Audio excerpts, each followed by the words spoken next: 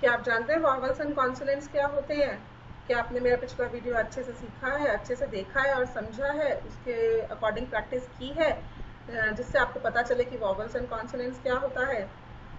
मैं उम्मीद करती हूँ कि आपने बहुत अच्छे से मेरे पिछले वीडियो से समझा होगा कि वॉवल्स एंड कॉन्सोनेंट्स क्या होता है। वॉवल्स एंड कॉन्सोनेंट्स का टॉपिक बहुत सिंपल है, क्लियर होता है और आसान होता है, और उम्मीद करती हूँ आपको बहुत आसानी से ये समझ में आ गया होगा।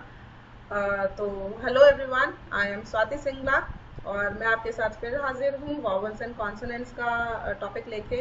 आज की वीडियो में हम थोड़ा सा वॉवल्स एंड कॉन्सोनेंट्स को थोड़ा सा रिवाइज करेंगे और उससे रिलेटेड थोड़ा सा प्रैक्टिस करेंगे, और इस वीडियो के एंड में मैं आपको वॉवल से रिलेटेड 2-3 ट्रिकी वर्ड्स बताने वाली हूँ, जिसको आपको आगे रीडिंग करते वक्त थोड़ा सा ध्यान रखना है, और उनके जैसे ही सिमिलर वर्ड्स या सिमिलर पैटर्न के वर्ड्स को थोड़ा सा नोटिस करके चलना है, ताकि आपको आगे आगे इंग्लिश सीखने में, पढ़ने में, लिखने में थोड़ा सा आसानी हो।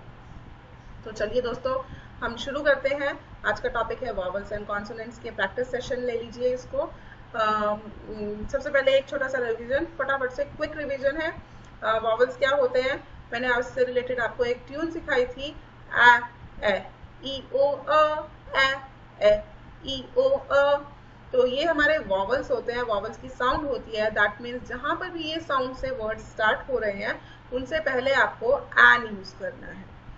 जहां भी वर्ड्स कोई वॉवल साउंड से स्टार्ट होता है, उससे पहले हमें आगे एन यूज करना है। और what are consonants? Consonants are जो अल्फाबेट्स, इंग्लिश के अल्फाबेट्स ए टू जेड में वॉवल्स को छोड़ के जो बाकी के अल्फाबेट्स बचते हैं, दोज ऑल आर कॉन्सोनेंट्स। उनको, बाकियों को हम कॉन्सोनेंट्स कहते हैं। तो ठीक है बच्चों, क्विक रिवीजन हो गया है। उम्मीद करती हूँ आपने इसको सही तरीके से समझा होगा और आपको अच्छे से समझ में भी आ गया होगा। तो चलिए हम एक छोटा सा प्रैक्टिस सेशन फटाफट से इसको कर लेते हैं। सामने आपकी स्क्रीन पर मैंने कुछ क्वेश्चंस लिखे हैं, कुछ वर्ड्स हैं जिसके आगे हमें यूज करना है। वॉवल साउंड है या कॉन्सोनेंट्स है, वो पता लगाकर एन या अ यूज करना है।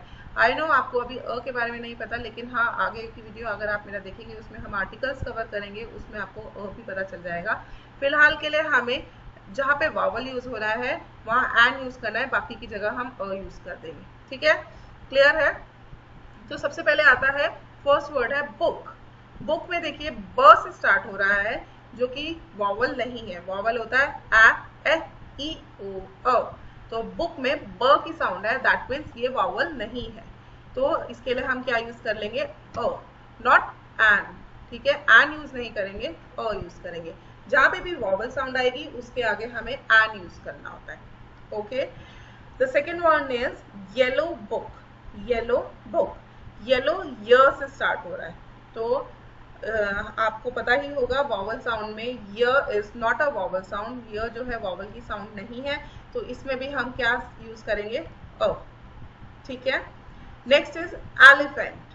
Elephant, elephant. एले में देखिए ए यूज हो रहा है, और वॉवल्स के अकॉर्डिंग ए ई ओ ए।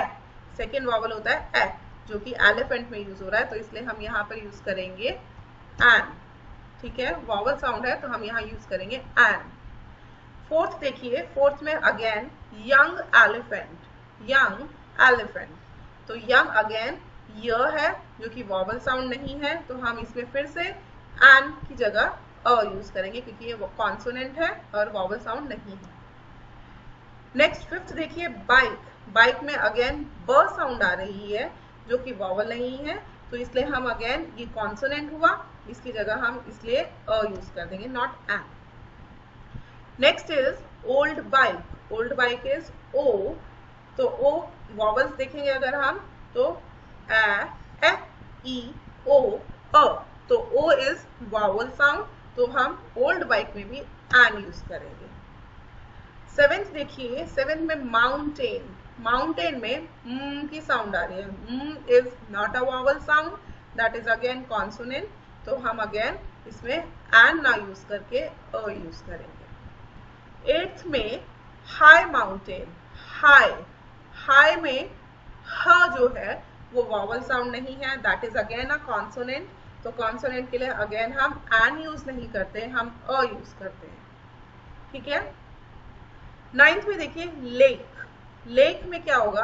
ल, ल इज अगेन कॉन्सोनेंट, तो हम अगेन इसमें एन ना यूज करके अ यूज करेंगे, ठीक है। 10th में हम देखते हैं इंग्लिश लेक। इंग्लिश लेक में हम यूज करेंगे इंग्लिश में एह जो है, अगर वॉवल्स आप देखेंगे तो एह होता है, तो इंग्लिश में एह की साउंड आ रही है इंग्लिश, तो उसमें अगेन हम एन यूज करेंगे।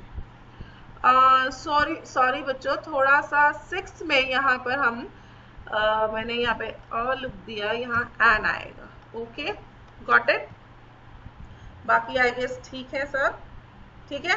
तो आपको ये समझ में आया कि ये किस तरीके से होते हैं, आपको किस तरीके से पहचानना है कि कौन से वॉवल्स है, कौन से कॉन्सोनेंट्स हैं, और वॉवल्स के आगे हमें, वॉवल साउंड्स के आगे हमें एन यूज करना है। ठीक है बच्चों, आज की एक्सरसाइज के लिए यही इतना ही था।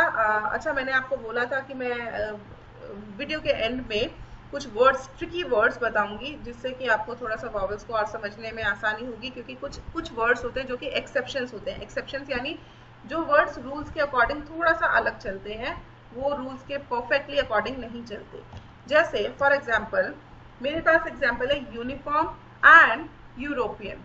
देखा जाए तो ये दोनों वर्ड्स वॉवल से स्टार्ट हो रहे हैं, यू एंड ई, यानी अ एंड ए, पर इनके आगे एन नहीं लगता। क्यों? क्योंकि अगर हम इनको प्रोनाउंस करेंगे तो ये साउंड देते हैं यूनिफॉर्म। यूनि यानी य से स्टार्ट हो रहा है, नॉट अ से या ऊ से या किसी वॉवल साउंड से। तो य जो है वो वॉवल साउंड नहीं है, वो कॉन्सोनेंट साउंड है, तो इसलिए हम यूनिफॉर्म के आगे एन यूज नहीं करेंगे। Same with European. यूरोपियन में भी ई की साउंड नहीं आती या एह की साउंड नहीं आती, इसमें भी यू, य से स्टार्ट होता है, जो कि अगेन य जो है वो कॉन्सोनेंट साउंड है, इसलिए हम इसमें भी हम एन यूज नहीं करेंगे। इसमें नॉर्मल कॉन्सोनेंट के अकॉर्डिंग हम लोग आर्टिकल यूज करेंगे। क्लियर हुआ?